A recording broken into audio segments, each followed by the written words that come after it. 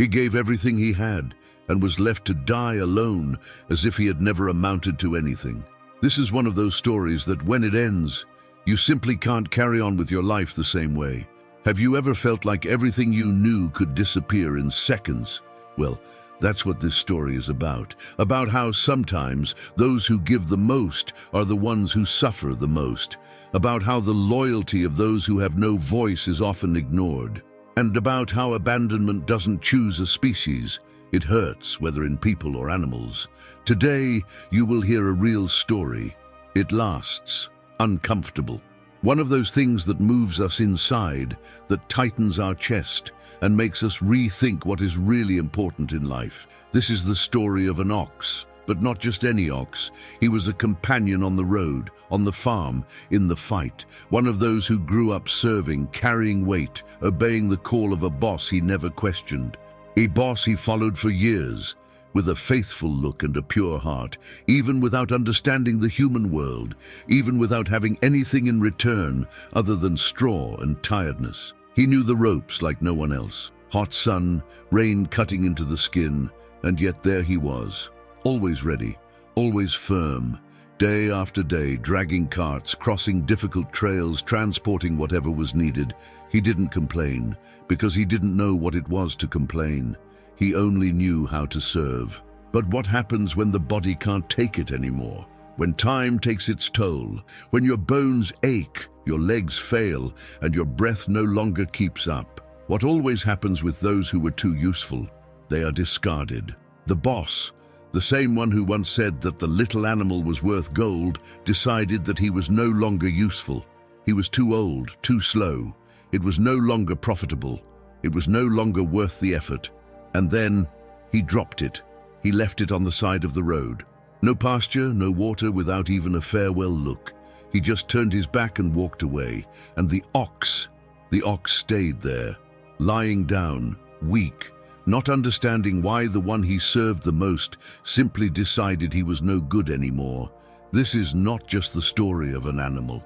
It is a mirror of what many people live. People who give of themselves, who carry the world on their shoulders, who sacrifice their own health for someone else, and in the end are left behind as if they were invisible. Have you ever stopped to think about how many oxen there are out there? People who were useful until the last thread of strength, and when they broke, they were discarded. This story is about the value we give while serving us, about the blindness of ingratitude, about how easy it is to love when you are receiving something, and how brutal abandonment is when the giver no longer has anything to offer. And now that you understand the pain, the weight, the injustice, let me tell you what really happened that day, because what comes next is even harder. He was strong, and in a way innocent. The ox had no name, or perhaps it did, but no one else remembered. He served his boss with total dedication. Since he was young, he has pulled the cart, walked the dirt road before the sun rises, smelled the smell of wood, clay, sweat, hard work. He carried sacks of corn, firewood, sacks of coffee, and even children laughing at their new life on his cart. He felt the weight, but he also felt the purpose. For him, the gesture of serving was natural. He was part of the routine. He was indispensable until it stopped being. When you imagine an ox looking at the horizon, you might think of calm, green pasture, soft afternoon sun. But for him, it was different.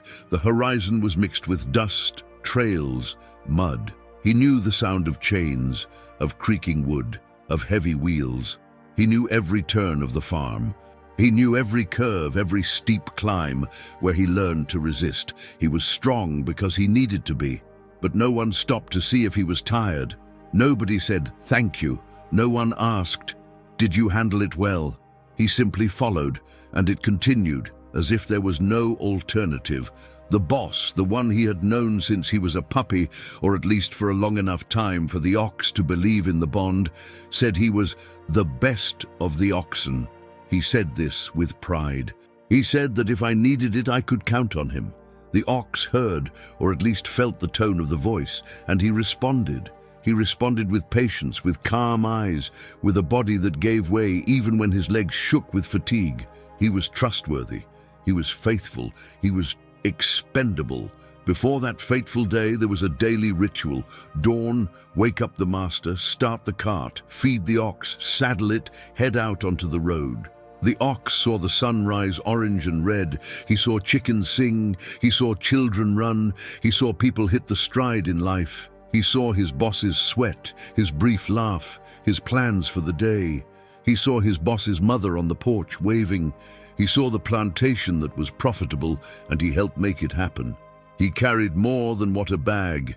It carried expectations. It carried the dream of that entire farm. And in return, he received little.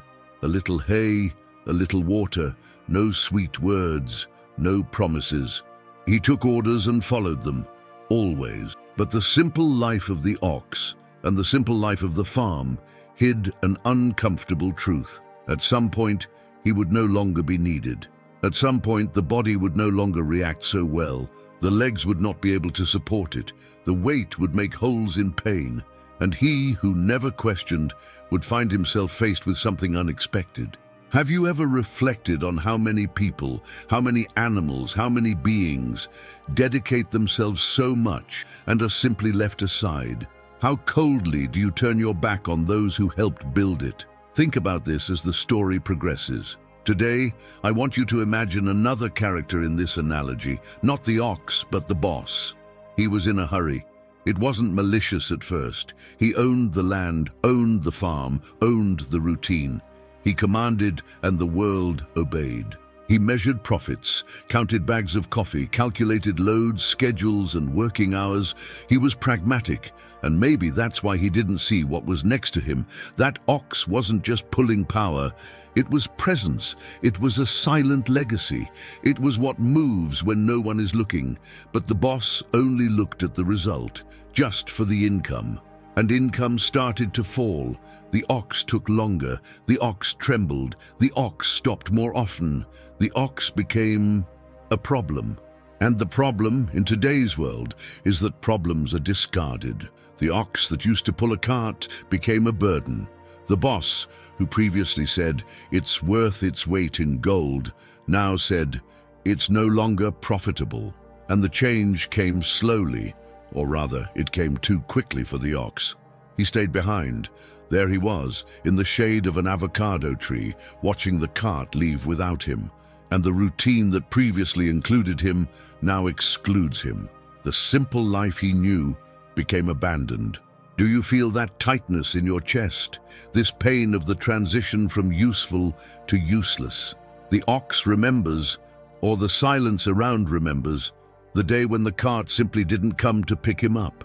He looked at the road between the two hills, looked at the hay that someone forgot to add, went into the dry pasture and ate low grass. He drank water from the puddle. He tried to get up the next morning and his legs gave out. He tried to follow the routine, dawn, follow, pull, obey. But no one came to get him. He waited. Hours passed. The sun groaned. The afternoon turned to grey. And the boss? Well, the boss was busy elsewhere with another new ox, another load, another cycle. The ox was invisible. This abandonment, this silent betrayal is not just painful, it is devastating. The ox didn't question it. He had no way. He only understood that his life had changed, that its value has fallen, that its meaning has been lost. Ingratitude manifested itself not as a scream, but as a turning away of the eyes, as a turning away, as a failure to return to look for something. It's easy to ignore when you have many animals, many people, many moments. It's easy to replace. It's easy to consider disposable. And at that very moment, the ox settled down on the cold ground. Lying in the clay, he remembered the smell of the rope, the creaking of the wheel, the sweet joy of helping. He remembered the children who jumped on the wagon when he pulled the farm, the boss who smiled and said, "Good job."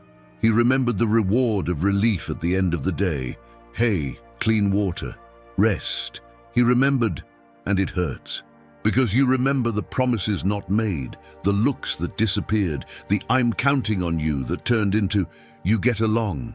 Now let me ask you, and you can answer in the comments, have you ever felt this way? Have you ever done everything for someone who left you when you couldn't give in anymore? Type, "I've felt it," in the comments if this pain is familiar to you, because this ox represents many of us, many who sacrifice themselves to the limit, many who give everything, and in the end, they are left behind, no glory, no recognition, without even a thank you. And while he is there, lying down, looking at the darkening sky, the night announces itself. He feels something that perhaps you have already felt, the silence of betrayal, the echo of abandonment, the loneliness of loss of value. The farm continues, the carts move, the boss smiles with the new ox, but the old ox, well, the old ox is only remembered by those who care, and the fewer people care, the greater the pain. And when he sees the moon rising, when he feels the cold wind on his face, the ox realizes that his sacrifice was real. Every drop of sweat, every firm step on the ground, every silent sacrifice counted, but for someone who no longer counted. And that hurts. It doesn't just hurt the body, it hurts the soul. He was not a machine. He was life. He was loyalty. He was strength. And what did they do with him? They abandoned him. This story that seems simple, an abandoned ox, is actually a mirror, a reflection of what many of us experience. When we are useful, we are valued. When we stop producing, we cease to exist. When our fire goes off, people look away. What about human morals? Human morality disappears, gratitude disappears, respect declines. So as you watch, as you feel, I want you to remember, this is a story of pain, of sacrifice, of abandonment. And maybe, just maybe, you will see your own face in it.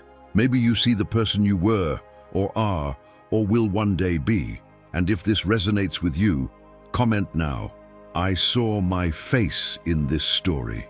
Let's together make this video a place of connection, of invisible hug for those who suffered, for those who still suffer.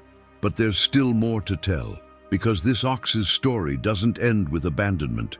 She follows, and what comes next will shake you even more. It will pierce your indifference. It will shake your normality. It will make you think, what would I do if I were in his place?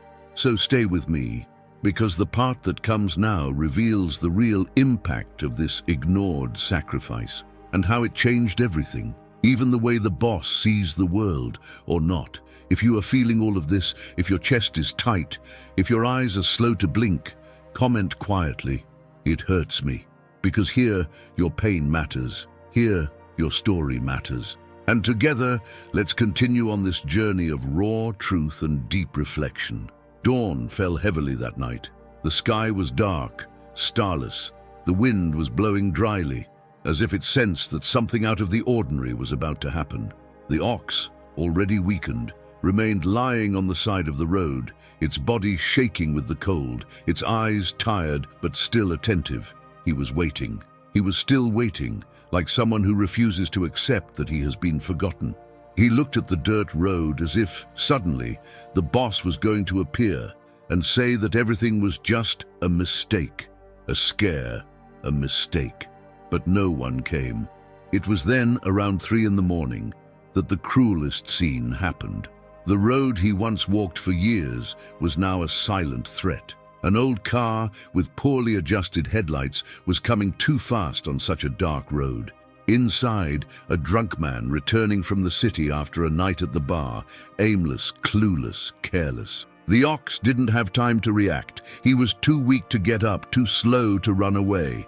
And then, in a matter of seconds, the impact came. The sound of the crash echoed throughout the valley. The car crumpled like paper. The ox's body was thrown roughly, spinning in the air before falling violently onto the hard ground. The driver? He staggered away, unharmed, just shouting obscenities. And the ox stayed there, bleeding, moaning, fighting to breathe. The scene was devastating. The ox, already so injured by neglect, was now torn apart by violence. His eyes, once full of strength and life, were now teary, motionless, staring at the dark sky as if asking the last question before the end. The paws struggled slowly, as if searching for the ground, as if looking for one last chance to return to that old routine where he had a place in the world, where he was still part of something. And you know what's worse? The driver did not call for help. He didn't scream for help, didn't care. He simply picked up the phone, called someone, laughed nervously and said, "I hit an animal on the road. I'm going to need a tow truck." As if I had run over a rock. As if I had overlooked something irrelevant. As if that body on the floor wasn't that of a being who spent his life serving, loving, obeying. Minutes later, other cars began to pass by. Some slowed down and looked with pity. Others swerved as if it were just an obstacle on the track. And meanwhile, the ox agonized. Every second felt like an eternity. Every breath hurt like a knife. Every attempt to move his body was frustrated by the pain that ripped through his insides. But he didn't scream, because oxen don't scream. They suffer in silence. They carry the pain as they have carried weight their entire lives, silent. And it was at that moment that something even more cruel happened. The boss appeared. Someone warned him, perhaps a neighbor, perhaps the driver himself, who for fear of being reported, decided to report it. And he came. He stopped the car a few meters away. He descended with heavy steps, looked, and he didn't say a word. The ox recognized that smell, that sound of footsteps, that voice muffled by silence. Even injured, even about to die, his eyes lit up for an instant. He believed. He thought that now everything was going to change, that the boss would pick him up, or call someone, or at least touch his forehead, or say his name. But no, the boss was silent. He looked at the scene coldly, and then he released the sentence that cut like a razor. "There's nothing more to do. We'll see about it tomorrow." Tomorrow. As if the pain could wait. As if suffering could be frozen. As if the ox, still breathing, still conscious, was not worthy of immediate help. He simply turned his back, got in the car, and drove away. Again. For the second time.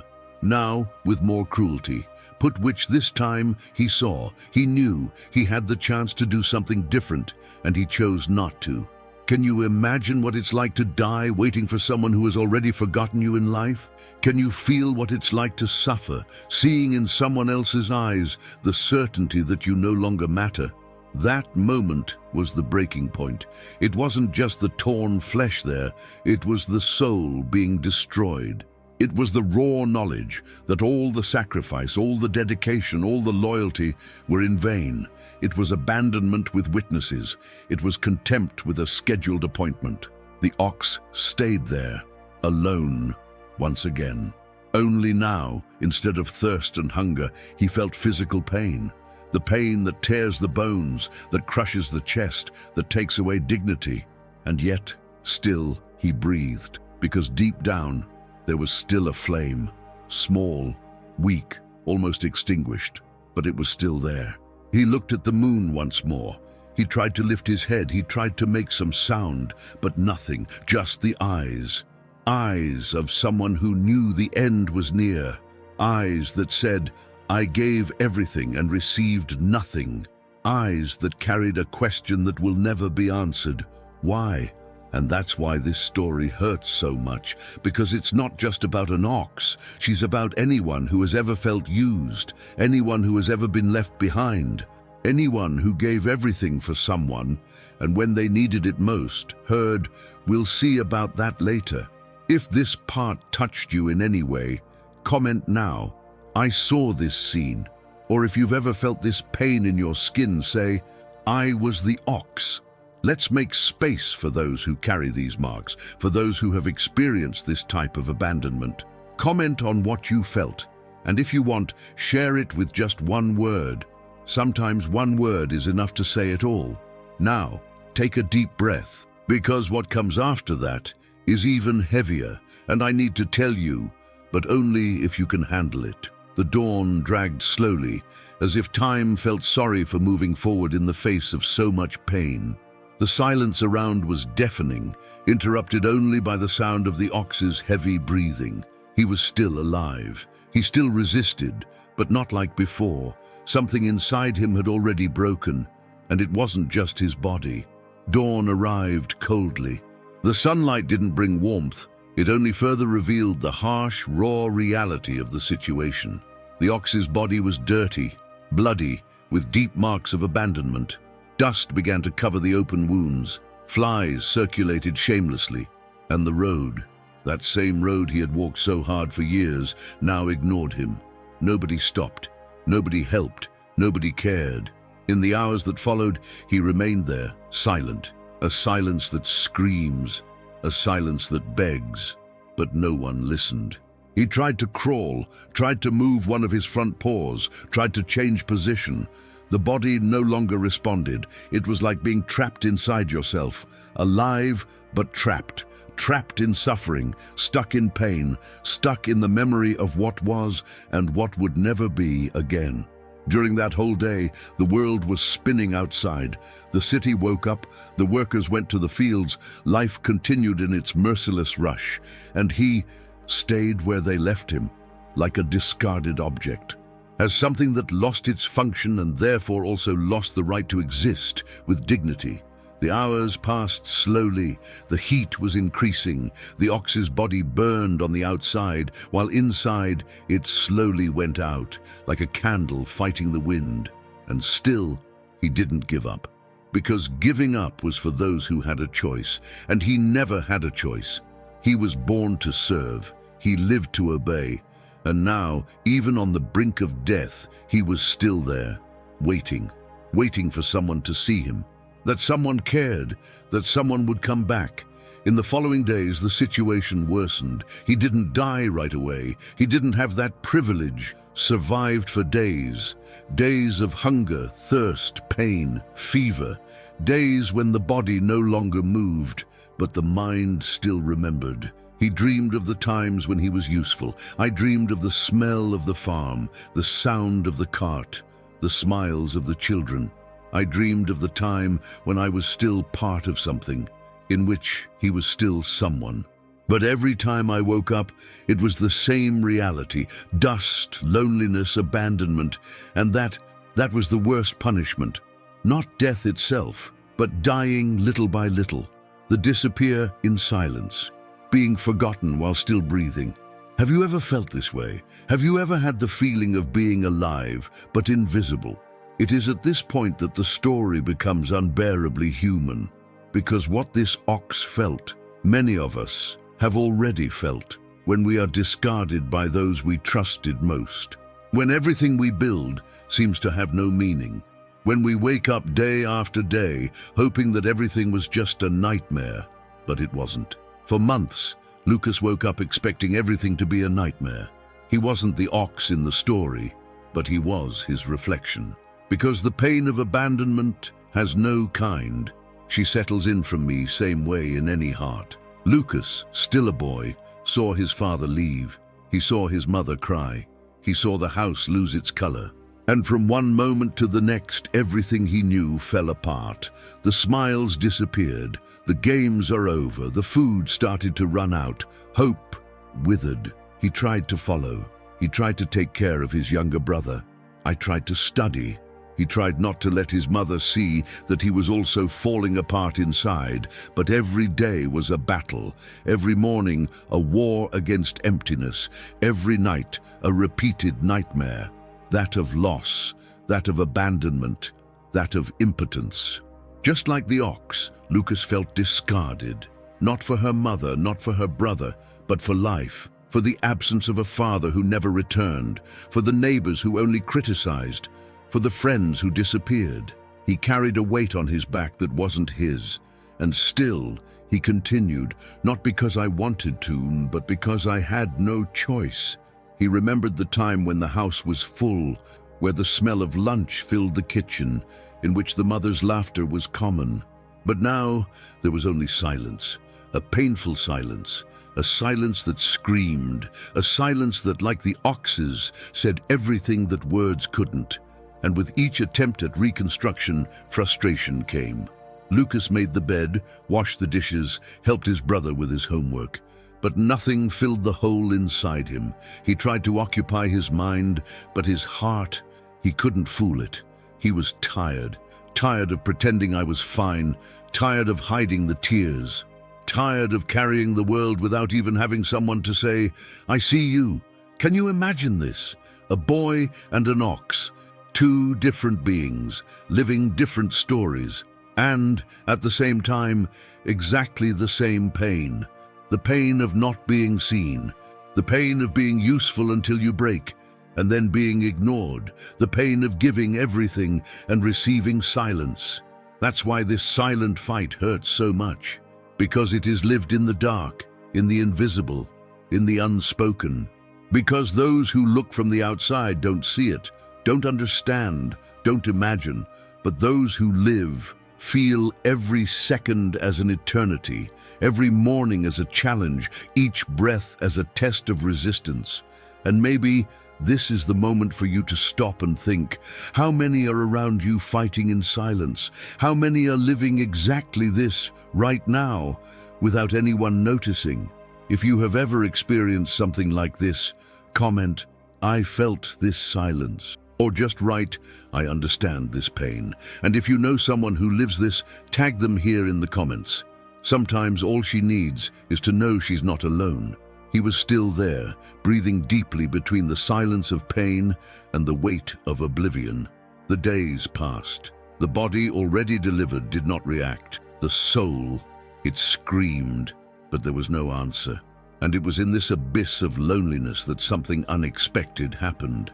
A small, barefoot child coming from the nearest village found the ox on the side of the road. It was not a planned rescue. It was pure innocence. But it was exactly this purity that changed everything. The girl crouched down next to the ox. She touched his forehead carefully, as if he were made of glass. She wasn't afraid. There was no rush. All she saw was someone suffering there, and that was enough. She came back the next day. I brought a cloth, some water, some pieces of fruit. Simple things, little things, but for those who had already forgotten, it was like a revolution. The girl's presence did not heal the body, but it rekindled something, a memory, a spark. The ox started to wait for her. It was the only being that could still see him, and little by little, something inside him began to change. Not the pain that continued, but the perception of pain. Before it was just abandonment. Now there was a look, one touch, a presence, and that, no matter how small, gave some meaning back to suffering. It's difficult to explain how such a simple gesture can transform so much, but if you've ever experienced abandonment, if you've ever been ignored by those you trusted most, you know that the smallest amount of affection has the power to save. Sometimes it doesn't take much. All it takes is someone to see it, someone stop, someone who cares. Meanwhile, the boss, he continued his life, further away than ever. Running the farm, taking care of the new oxen, dealing with the bills and the routine as if nothing had happened. But something bothered him. At night, he would lie down and remember the ox's eyes on the ground, looking at him. He remembered that moment when he had the chance to do something different, and he didn't. This discomfort became a burden. At first, he tried to forget. He drank, worked too much, immersed himself in work. But the image didn't disappear. It was like an echo, a ghost. And little by little, what was contempt became guilt. And guilt, when not taken care of, becomes punishment. He began to dream about the ox. I dreamed of the cart standing still, of the sound of chains hitting the ground, of the sound of hooves on the road.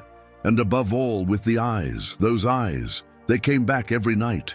And what was once just another old animal was now the symbol that of everything he had ignored in life. The silent sacrifices, the help that was never grateful, the silences that he never bothered to listen to.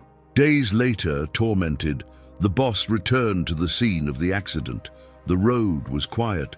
The same path that I already knew so well now seemed different, colder, emptier. He stopped the car, came down. He walked to the exact point where he had left the ox. The floor still had marks, earth disturbed. And there, further ahead, he saw a scene that broke what little was left of his denial. The girl. She was there, sitting next to what was left of the ox. The body was already lifeless, wrapped in cloths, as if she was trying to protect it until the end. The girl didn't cry, she just looked, with tenderness, with respect, with something the boss never had, compassion. At that moment, he stopped, and everything he never understood, everything he never valued, came flooding back. The ox was not just an animal. It was a reflection of the life he led, the way he treated people, of the ties he cut without looking back, the way he discarded everything that no longer served him. And for the first time, he cried. Yes, the man who never showed emotion, who thought that weakness was something for soft people, was now on his knees, faced with the death of an ox, feeling a weight that words cannot explain. He didn't just cry for the ox, he cried about everything. Because of the tough childhood, for the mistakes, for ignored affections, for the goodbyes he never made, for the life that passed without him noticing, for the humanity that, little by little, he had lost. He looked at the girl. He tried to say something, but his voice didn't come out. He tried to get closer, but she backed away, not out of fear, but out of respect for the silence of that moment. She knew that that place was no longer for the ox, it was his, from his conscience, of the weight he would now carry inside, and it was there that he understood. Pain never goes away, but it can teach. What burns, what destroys, what takes away pieces can also shape.